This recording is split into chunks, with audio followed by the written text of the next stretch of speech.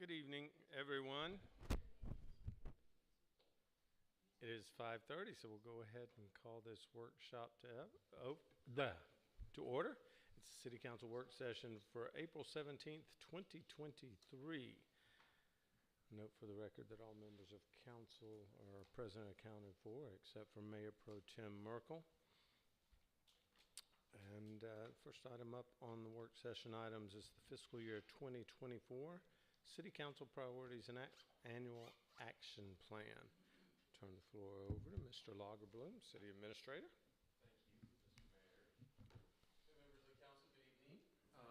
We've had this scheduled for the last work session when we were here at 5:30 because that budget presentation was running long. We sort of brought an end to it and then moved on in the agenda. I wanted to bring this back as its own standalone item because I think this is fairly important as we continue to build towards our work plan for the next year and continue to build the city's budget for fiscal year 24. What was published in your packet, and this, I'll make a quick presentation, but then this is really designed just for there to be dialogue amongst the members of council to see if I heard you correctly, is we published the city's, or what I thought I heard the city's top 5 priorities to be, and then 5 additional priorities for a total of 10 in priorities, and then that became somewhat of an annual action plan for the next year. I'll run through them real quick, and then I'll just turn it back over to you all for discussion. This is a document that is a result of me taking all of the notes that I took during the retreat and putting them on 2 pieces of paper. This was not, nobody got to this by a committee, and I didn't have a team putting this together. This was me just using my notes and seeing if I had heard correctly what you all said.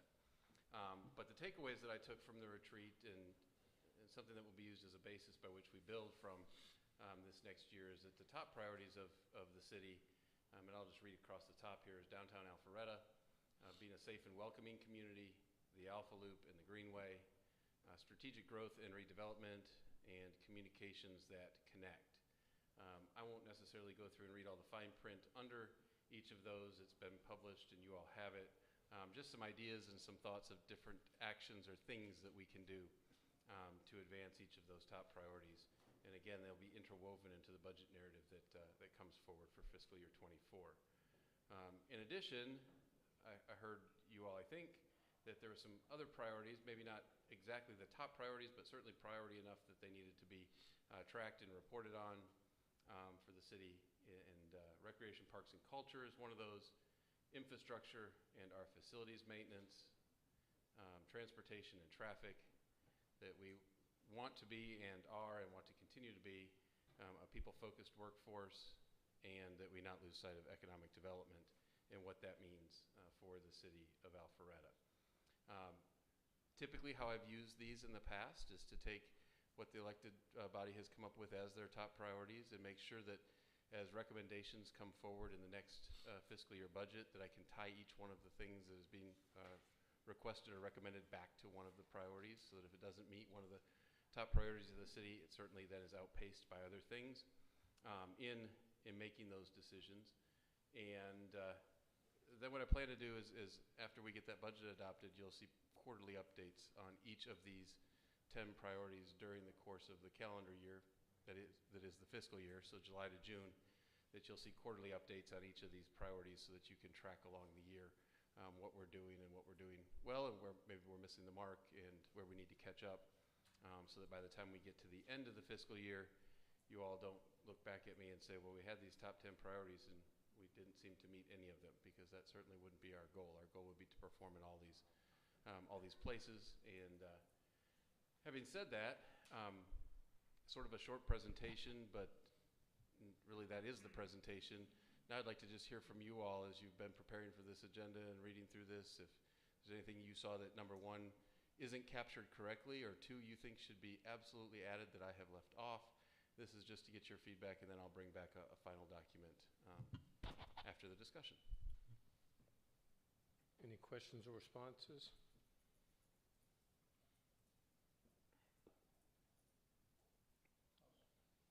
Councilman Hypes? I guess my only observation is the very first one. Okay. I don't disagree with top priority downtown safety But amongst the top priority, I would think that continuing our public safety citywide, not just downtown. I believe there's other areas that may have statistics that bear out, emphasis as much or more than downtown. So in terms of top priority or having it listed as a priority to continue our efforts as we have in public safety would be integrated in there in some fashion. Understood. If I could just respond to that, and I'll see if I can clean it up a little bit. The second one, which was safe and welcoming community as a top priority, was the one that was focused specifically on public safety, and that's intended to be focused on public safety citywide, where downtown was more its own standalone item that, yes, it included safety, but it also included parking and business retention and walkability and all those good things. You worded it in such a nice fashion, I now see what the intent was of the second, in terms of safe and welcoming community. Great. And if I could, if I recall, you had said that these aren't necessarily in any particular priority order. These are all identified as top priorities, so Correct. I don't want anyone in the public or on council to assume that this means the order of our priorities as the list. I think all of them are either in the category of top priority and would have subcategories within it. Councilman Binder. That was the intent of the linear display as opposed to the horizontal display, was that they're all one of equals. I would agree with that. I know it's not ordered, but when the first one is downtown and we're in a city of 24 square miles, I think maybe that'll help. It was drawing that was the first one. I agree with Councilmember Hypes. I would maybe on the safe and welcoming community. I know we have to deal with the balance of perception versus reality on our safety. So we get phone calls on, hey, this is my four-way stop at my neighborhood. It's the worst in Alpharetta. But so we do a good job of working within our community affairs of our public safety. I think that should be kind of highlighted in there. And then how we are fluid, where we know this, for example, downtown's been vibrant and we've been working on that so hard, but we understand other areas may need other help coming in the future years of what we're seeing in our crime statistics. So I would maybe just kind of add more to that safe and welcoming community about we're looking at it for all of Alpharetta. Great. Yeah, we can certainly do that. And point well taken. Now that I've heard it a couple times, I'll probably swap like the downtown Alpharetta and the strategic growth and redevelopment and just You don't want to put the page. favorite child first on the list, Mr. Lagerboom. Got it. Thank you. Good feedback. Any other thoughts or questions? You did better than So, anticipated. I did would better have than to say, if there's no other feedback than that. So let me talk then, just since I have a couple minutes, then I'll turn it over to Morgan for our second item. Just so you all, since it's changed a little bit along the way, where we are in our budget building process. We had that first workshop that talked about revenues and the basic operating budget of the city.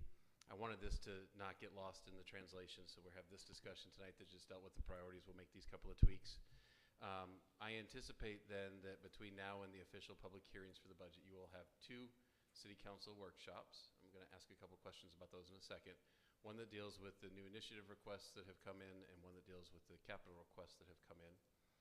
I am going to meet with our internal leadership team on Wednesday morning to go over with them the initiative requests that have been provided, the capital requests that have been provided, and if it was a budget that I was bringing forward with a recommendation tomorrow, what it would look like, just so that there's some thought as to what may or may not fund in a fiscal year 24 budget.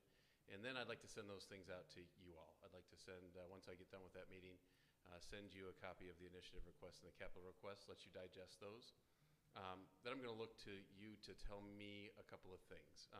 One is, in the workshop that we come back into to talk about the initiatives and talk about the capital requests, do you think we can do that in just a normal 5:30 to 6:30 setting, or do you think, and maybe you don't know yet because you haven't seen them and you can provide this feedback later, that you're going to need a longer time than that to discuss with each other what you think collectively the the initiatives that we want to move forward in fiscal year '24 are. So I'll need to know that if you think it can be done within a normal hour, if you think we're going to need something longer. And then after we answer that, then we'll come to you and look at your schedules to see when it makes sense to do those 2 budget workshops. I'd like to get that done fairly soon. We are ahead of the game. We're way ahead of the game for where we need to be for July the 1st, so I'm not concerned from a timing perspective at all that we'll get this budget done. But it sure would be nice to have it done in early June and not be pushing anything right up to the last minute. So what you can expect from here, and then I'll ask for feedback, is sometime about Thursday, check your inbox if you have some interest in the initiatives and capital requests that have come in, all of them, from all the departments in the city. And call me with questions, take a look, see if you agree with maybe some of the recommendations that I might make, or if you disagree with them, I'd like to hear that too.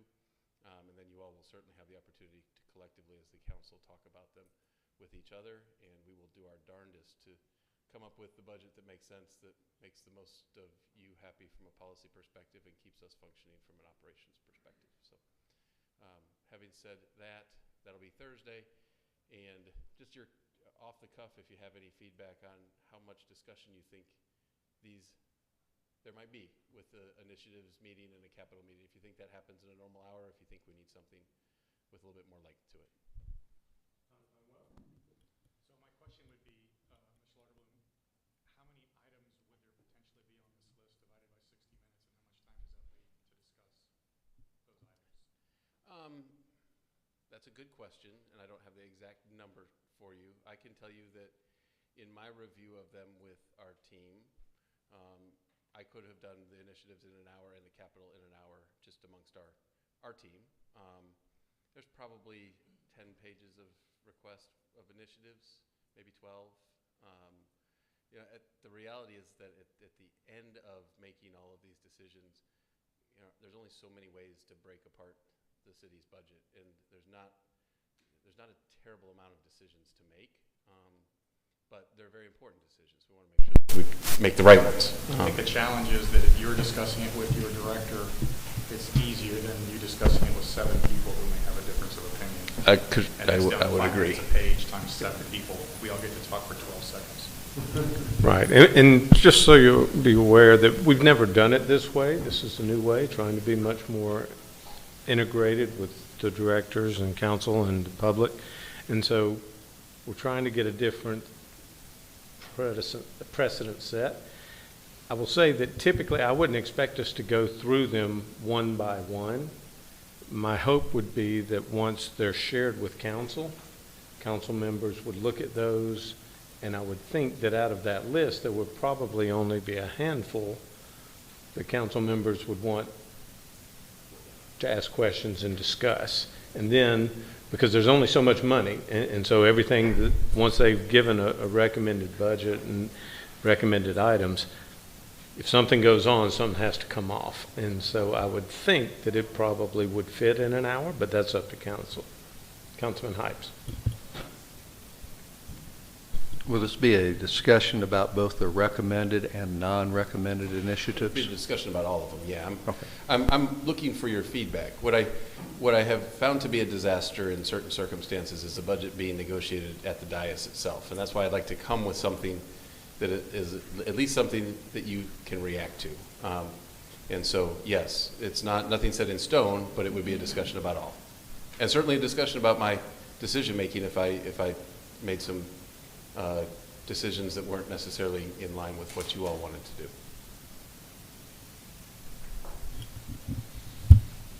Go ahead. So you want us to bring, if you made a decision that's not in line, you want us to bring that up in public, right? Oh, absolutely. I'm joking. So Highlight it there, right? No, in my years past experience, I like Jimmy. It normally boils down to about 3 or 4 items, a handful of items that we really, that are in contention. So I think we could easily stay within an hour because we'll be familiar with the budget by Thursday and Thursday until we meet. And so I'm perfectly comfortable with that based on years past. I think it's adequate. I like the way we're doing it now, where the department heads are included. And all the council's been included in the whole process, and it just feels more equitable that way. So, thank you. And Mr. Lagerbloom, you have shared some of the items already, have you not?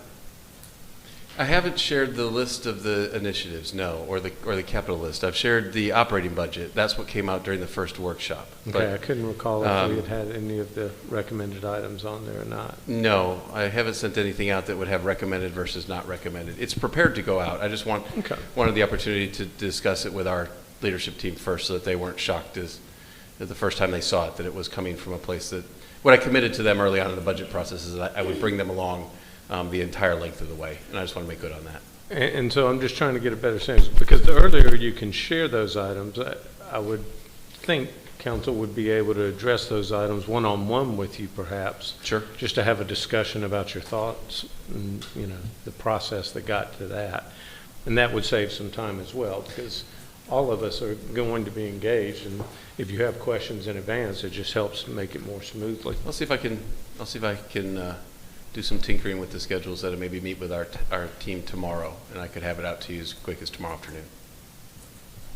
Yeah, that's what, just treat it maybe like how we've done bond initiatives or even our annual workshops where we give you the list of here's what we think, and you can consolidate it and then send it all to us. So, oh yeah, that makes sense, and then keeps us all on the same page of what everybody's thinking. So in case we miss anything, so that's how I would treat it. So send us the list, and then each one of us sends to you and the mayor.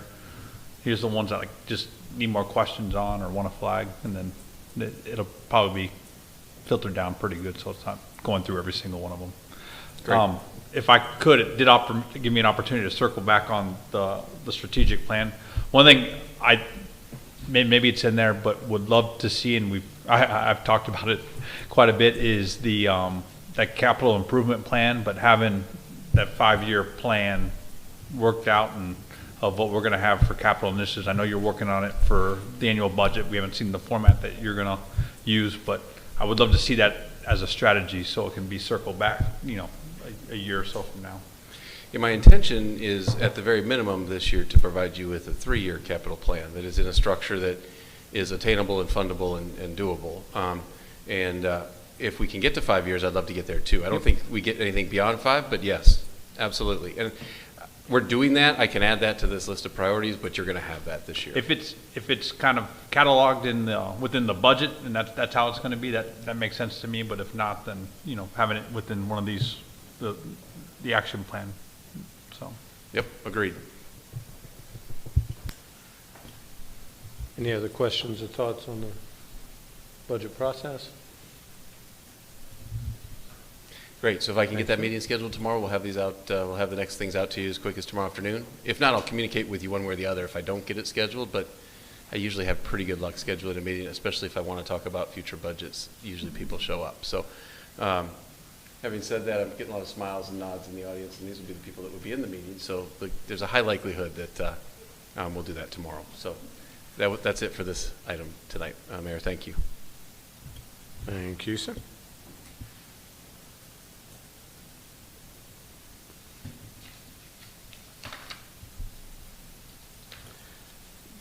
Next item up on the work session is the Union Hill Park Conceptual Site Plan. Mr. Rogers, let's have some fun. Right. Well, good, isn't it? I don't have to say the word fun since you've already beaten me to it, so I appreciate you doing that. And yet you said it anyway. Oh, gosh, I didn't mean to do that. So thank you. Appreciate the opportunity to come and talk to the council at a work session about some of our favorite projects, which is, in this case, Union Hill Park on the east side of town. We are bringing forth tonight a design that we can then get construction drawings and eventually go to bid to revitalize Union Hill Park. As we know, Union Hill Park was originally a park that was a roller hockey park. When roller hockey waned in the late 1990s, early 2000s, that park has been sitting empty. It has been now a trailhead since we brought the Greenway up to Union Hill. And with the passage of the bond referendum, we have funds now to revitalize that park. We went to the public with open house at Union Hill Park as well as here at City Hall, and got input on what that park needed to be as we moved forward.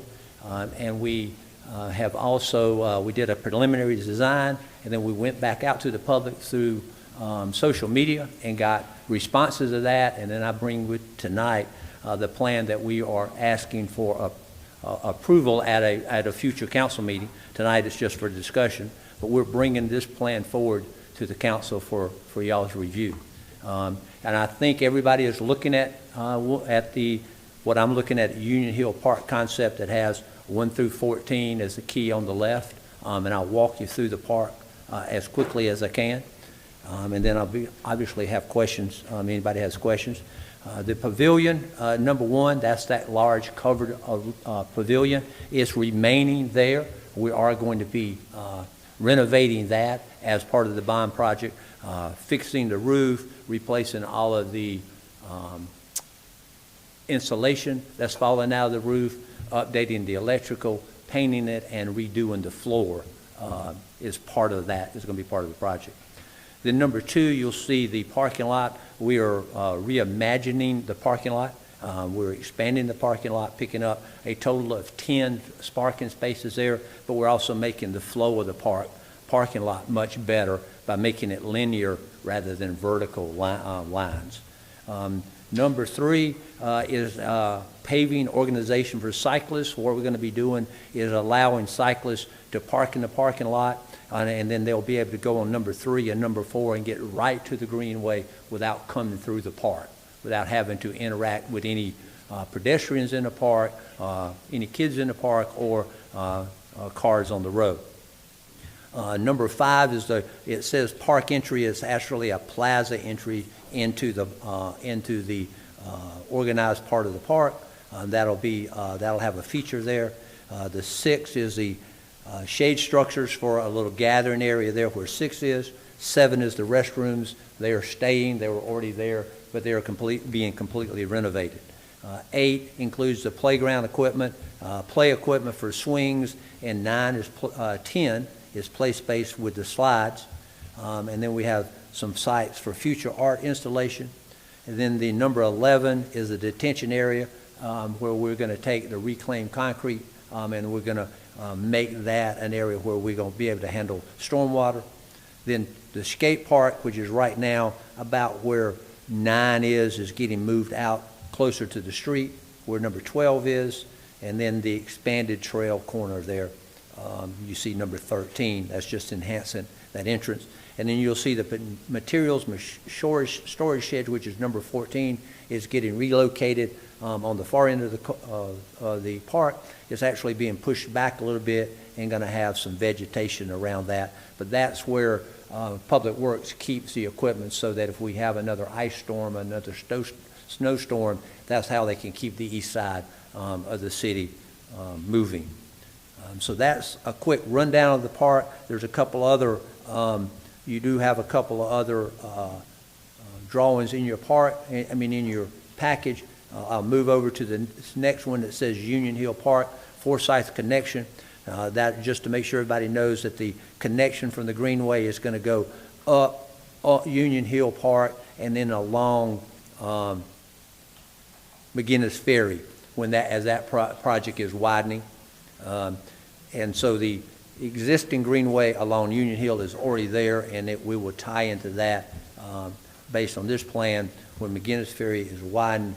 And then the third drawing that you have is the updated Union Hill Park skate park. And you'll notice that has a total of 7 components in that skate park. It's a little bit smaller geographically than the park that we have right now for the pop-up park. But the pop-up park was taking one of the old hockey rinks and just putting some skating apparatuses in there. Right now we have about 1,000 square foot of parts in the skate park. This new skate park is going to be about 6,600 square feet of skating area. So the area is smaller, but the skating surface itself is a great deal larger for that. And I think that completes all the points that I wanted to make on that. We do have with us, and I'm going to try to say his last name, Anthony Giacovelli, okay, with us from Dick Heights, who is part of the design team that brought that forward in case I get into trouble and y'all ask me a question that I have no idea how to answer. I'm hoping that Anthony will come up and rescue me. Any questions you may have about this, I'll be glad to try to answer them now. Councilman Mitchell. Thank you, Morgan. The only one that sticks out to me is the detention area with reclaimed concrete. Most of the time, reclaimed concrete is not real good looking. Why that instead of like stones, like a natural stone? It's trying to reuse repurpose what's going to be coming out of when we tear up the skate park, right now, the pop-up skate park, retaking that and just breaking it up into small enough pieces where it can make it look like it belongs there, rather than going in, bringing in stone, buying stone and bringing it in. That was just a thought to reuse what we already have. But don't want it to still look like broken up concrete? I mean, That, versus something natural? so I'm gonna call on Anthony very quickly on that. Can you try to answer that, Anthony? Yeah. So basically what we can do. Anthony Giacovelli, I'm with Dick Site Partners, landscape architecture firm located in Atlanta. We're by the aquarium on Marietta Street. So the point of using the reclaimed concrete is, one, cost purposes. It could be used for multiple things. If you wanted to use it for wall construction, a lot of people like to use stepped pavers in the landscape. So part of what we're trying to do is accomplish a little more adventurous kind of thing for the kids in the play area, so we can apply some of those. And those you kind of want to look purposely broken up in a way, if you think of kind of like a field stone. And so it's kind of taking what's there and figuring out how to apply it and reuse it, so that, you know, it goes into the whole carbon footprint aspect of it, you know, the cost of hauling it off-site. So can we apply it on-site? And so we were using conceptually as ways of, you can use them in art installations, just a very abstract application, the steppers, the walls. You can turn it into seating, you know, and it just really comes down to how you deconstruct that existing concrete. It's not necessarily always just someone going at it with a sledgehammer and breaking it up. You know, the saws, it could be very methodical in the way that you apply it. So there is concrete out there. There is the existing ice skating rink, hockey rink, and that is a large area, which Morgan touched on. So we'd like to try to apply that as much as possible. Okay. I wanted to ask it before Jason got, I know that was a big concern of his as Sure. well, so thank you. Councilman Binder. I lost my bet. I thought it was going to be the proposed art sculpture that you were going to. I like the, kind of what I'm seeing here is a site map of it, and I like it. I would like to see more conceptuals of what you're looking at as far as the equipment. And I know you listed it out in the skate park by wording, but just kind of what that would look like, maybe from a 3D look at it. Another one too, and I know you get. Just so I understand, you're just talking about for the skate park itself? Well, that goes on to my next point, Okay. even for the playground one too. Okay. Because I know you have to deal with the balance of request of, I want the traditional slides and swings. Right. And I'd like to have more for my kindergartner who's gonna be the next Ninja Warrior star. Right. And I think this is a great park, and I've heard that from a few people in the area of make the transition of what we have for the skate park, and then now maybe more for the younger kids that maybe are too young for the skate park, but Okay. give them some of that availability to have some of those I like obstacle course or non-traditional playgrounds on there. So Okay. the climbing walls and things like that. There's some neat stuff there that they can, when they fall, it's kind of on the softer mat and not so high. We could get some of those details out that have, I mean, we don't have all the details yet because this is a schematic drawing, but we can get some more of those details of and make it what it can look like or 3Ds Yeah. for you and send it out to you. And I gotta commend you, because I think one of the first plans we did was for this park, the first one, so, I know you all have been working very hard to get as much, area utilized and efficiently We are. used within, We have. within that small amount. We're excited So, about it. Thank you. I'm glad we've had time because that pavilion was gonna go away and now you've repurposed it, so you're doing good there, but Thank you. we can have kind of a seamless theme on the skate park and the playground that Okay. you're looking at. I think All right, sir. it'll be We'll real get, good. we'll get you that information that supports that. Thanks. Okay. I just have a first question. How much is this park utilized today? Well, since we got the greenway connected there, it's used a good bit. A good bit. And the skate park, there's almost always 2 or 3 folks on the skate park, and even slow times, and sometimes 25 or 30 when it's busy. And so there is a group that comes out and plays badminton in the parking lot on Tuesday nights. So the park there's a lot of people using that park. And we plan to also, just so you know, on the pavilion, when we redo the pavilion, we're gonna keep that open as much as we can, so that those folks that are playing badminton in the parking lot can come in there and continue to play when it's not being used. The skate park, when I look at the survey, the questions in the survey, they're responding to this concept, right? Mhm. Mainly. They were. So was there any sense given to, and I'm not saying a skate park should or should not be there. I don't know how popular it is, so I'm speaking from, lack of information, but have we looked at like pickleball courts or something that are pretty much in demand in the city right now and pretty much in demand all over, as putting that here that might get even more usage versus, my sense is Union Hill Park over the years has never really been fully utilized. Correct. And this concept could help, whatever we put there could help attract more residents to utilizing this facility, right? So I just want to make sure that we're using the best uses there. And I don't know how popular skate parks are. I have no idea. And it may be more popular than pickleball, but I'm just wondering, do we look at different options? Yeah, we did. for- We did, and we listened, we, through the public input process, we listened to what we heard there. There were a couple of folks that came and said they wanted pickleball, but the issue is that it's such a small park, there's just not a lot of room for that. One of the issues is parking, and you can't, if you have 8 pickleball courts, then all your parking is gonna be taken up very quickly, on an ongoing basis. So we looked at pickleball, and we actually tried to see, we're not opposed to having lines down on the pavilion, but then people would have to bring their own nets and their own balls if they wanted to do that. So there is an option for that down the road, but we felt like after taking the information from the public and analyzing it, that we already had pickleball located on the east side at Webb Bridge, and there's not a skate park anywhere in the city, and we've heard that going all the way back to when we told skaters they couldn't be in downtown. We heard that loud and clear from several residents, that you're telling us where we can't, but you aren't telling us where we can. And so this, I think, answers that question, that here is a place, if this is your sport, to do that. So And I it's think still the a numbers demand. will. It's still a demand. Yeah, there is definitely a demand for that, Okay. definitely. In my opinion, there definitely is. Thank you.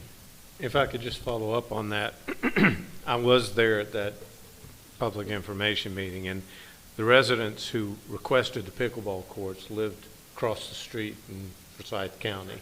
There's a townhome community over there that was very vocal and supportive of doing that. So, not that went into the calculation, but I noted it during the public meeting. Councilman Heights? Oh, okay. Any other questions or feedback on the plan? I do have one other thing I'd like to bring up while we're at this stage. I know I've talked over the years with Kathy Cook, Community Development and Economic Development, because there's property adjacent to Union Hill Park on the Alpharetta side of McGinnis Ferry Road. It's had various different potential sales and developments. And Ms. Cook shared with me recently that she had somebody reach out to us. And I was wondering, I don't know if you want Kathy to talk about that, but I think some of them have actually involved participation in some way with the City of Alpharetta Parks Department. So I thought it might be a good time now just to kind of share that, so whatever we're doing here, if we're moving forward, we don't preclude potential developments or partnerships. And I'll just add a little bit to that. So I do have actually a couple of different developers that are interested in the 22 acres that's adjacent to Union Hill Park. And so probably within the next 30 days, I'll know if they move forward. But there could be an opportunity to share parking, to have some kind of cohesion there where you can share different uses as well as parking, which would, free a lot of the 13 acres at Union Hill Park. So that's something I'll have more information on within the next 30 days. So I just want us to make sure that as we're going through this plan, we still stay flexible enough if there was something that was attractive to our residents in the department. Okay? There's no other questions or feedback? Do you have clear direction? All right, I do. Thank you very much. We'll get that information that's requested, and then we're ready to move forward. And I would like to say publicly, though, that Dix Heights, the design group that we're working with, is outstanding. Quite often we get design groups who come into the meeting thinking they know more than we know about our community. And that's not true with this group. They were very attentive not only to us, but to our residents, and they have been a pleasure to work with. So we look forward to bringing this product back to you for a final vote in the future. Great. Right. It's come a long way. I Right. appreciate Thank you your very work much. on it. Well, that was all on our agenda. Is there anything else that needs to be discussed along those lines? That being said, we'll go ahead and adjourn this work session. We'll see everyone at the City Council meeting at 6:30.